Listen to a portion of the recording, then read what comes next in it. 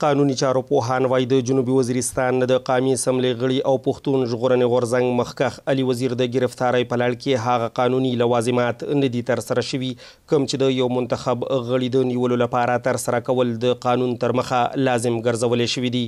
دی وایي د ریاستي ادارو لخوا داسې ډول ګامونو اخیستو سره د خلکو په عدالتي نظام او پارلمان اعتماد ورځ تر بلې کمیږي. په سټیټ مدیریت کې چې کوم فریاد د علي وزیر مینې خلاف شوی دی لا دارا چې هغه کې به پراپر کمپلینټ کیږي. گورنمنٹ یو نوټیفاید افیسر وي ناٹ بلو د رینک اف 17 د ہوم ډپارټمنټ یو اتورایز کس به وي هغه به پروزیکیوشن سینکشن ورکړي هغه نه پس په بیا لوکل پولیس ډایرکشن کیږي تاسو بده کې FIR وکړي دغه دوه چې کوم لیګل ریکوایرمنټ هغه اړو کمپلی کړی دي. تھرډلی دا چې علي وزیر یو MNA دی پارلیمنټیرین دی چې کوم ریسنت لاز پروملګیټ شوي دغه مطابق هغه د سپیکر قومي اسمبلی په نوټس کې دراولي هغه ته پراپر انټیمیټ کی دغه نه پرمیشن اخلي او په یو هیپ هازارډز کې دغه درې وړه چې کوم لیګل منډیټری ریکوایرمنټ هغه بایپاس شوي دي او دغه ارست پکې په عمل کې راغلی دی. علي وزیر روان کال د فروری په 14 باندې 2 کاله د بند وروسته د کراچۍ د مرکزي زندان څخه خوشي شوی وو.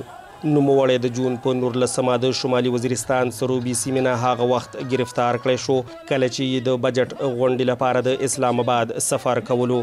د میرانشاه د پولیس سټیشن مشر ابراهیم خان دیوتا ویلي چې علي وزیر ورته په 2 مقدمو کې مطلوب وو. قانوني چارو پوهان او د بشري حقوقو فعالان د علي وزیر نیول غیر قانوني بولي او وایي چې د جبهې او سیمې په اساس پښتانه تر ټولو زیات د ریاستي جبر ښکار کیږي. په پاکستان کې اوس دا وخت کې د 9 مئی چې کوم واقعیت شوي دي بیا د تحریک انصاف سره زه ګورم چې د عدالتونو رویه د هغې سره د بیوروکریسي رویه هغه ډېره فیوریبل ده.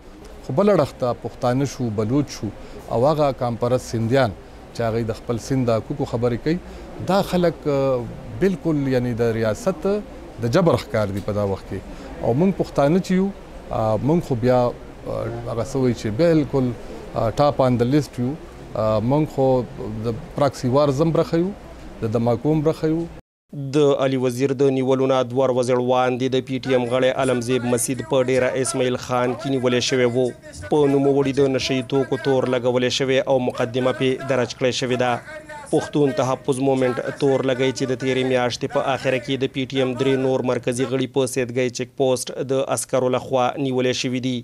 د دغه تنانو عدالت ته د وړاندې کولو یا خوشي کولو لپاره د PTM په میرانشاه کې د پوځي قلې وړاندې احتجاجي پرلت نن په 21 ورځ هم دوام لري. خو د PTM د دغه تور په حق د پوز مطبوعاتي ادارې ISPR او ضلع انتظامیې د ډیو سره د پوښتنې په جواب کې په دې اړه څه قسم معلومات نه دي شریک کړي. عبدالرزاق وایس اف امریکا ډیوا پیښور.